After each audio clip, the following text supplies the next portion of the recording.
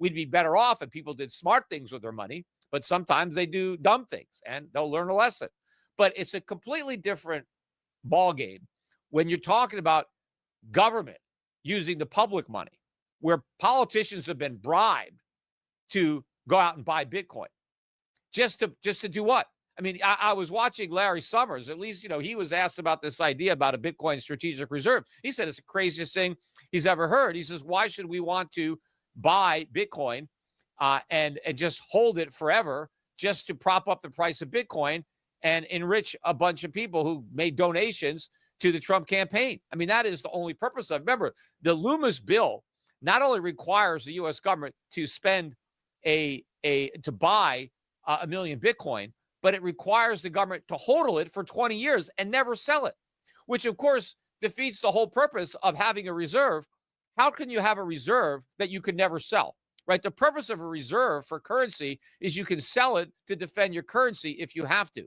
But if you've already committed to never selling it for 20 years, then it's worthless as a reserve. And of course, if you could sell it, the price would crash, which also makes it worthless as a reserve. The only good thing is that this bill really has no chance of becoming law. If you look, Senator Loomis, who introduced it, there's no co-sponsored in this thing. None of the Democrats are going to vote for it. Well, there's just one guy in the House from Silicon Valley. He said that he was in favor of it. But I looked through the internet. I can't find anybody who's come out in favor of this bill. There's one somebody in Pennsylvania has introduced a bill on a state level to have the state of Pennsylvania have a Bitcoin reserve. I mean, they need that like a hole in the head. But again, I don't think the legislatures are actually going to pass any of this nonsense. And, that's really what they're trying to do. It's just the specter of it, the possibility has got people excited. And so people are buying, but the smart money is selling. A lot of people have been selling Bitcoin. Why do you think it didn't stay above 100,000? Somebody sold it. I put this out on X today, or not today. I think it was yesterday. And it shows you none of the Bitcoin crowd even understood what I was saying. But gold, the first gold ETF started 20 years ago. And there's a bunch of them now. But the first one was 20 years ago. And so over the past 20 years, if you look at all the gold that all these ETFs own, it's about 1.6% of the above ground supply of gold. That's it. 1.6% in 20 years. That's all they've been able to buy.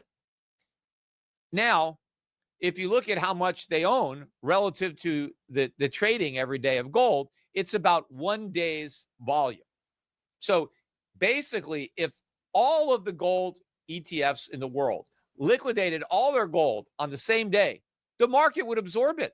I mean, gold might be down a bit, maybe it'd be down $100. I don't know, but the market would absorb the selling, all of it, no problem. Look at what's happened just this year with these Bitcoin ETFs.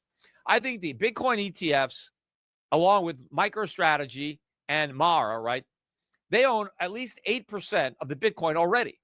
Not just, like above ground, like gold, because there's gold in the ground that is not owned by these ETFs, but they own 8% of all the Bitcoin that will ever exist, right? All 21 million, right? They've already amassed 8% of it, and it hasn't even been a full year. I mean, at the rate they're going to gobble up all this Bitcoin. I mean, how scarce could it be when it was this easy for these ETFs and these companies to buy up so much Bitcoin?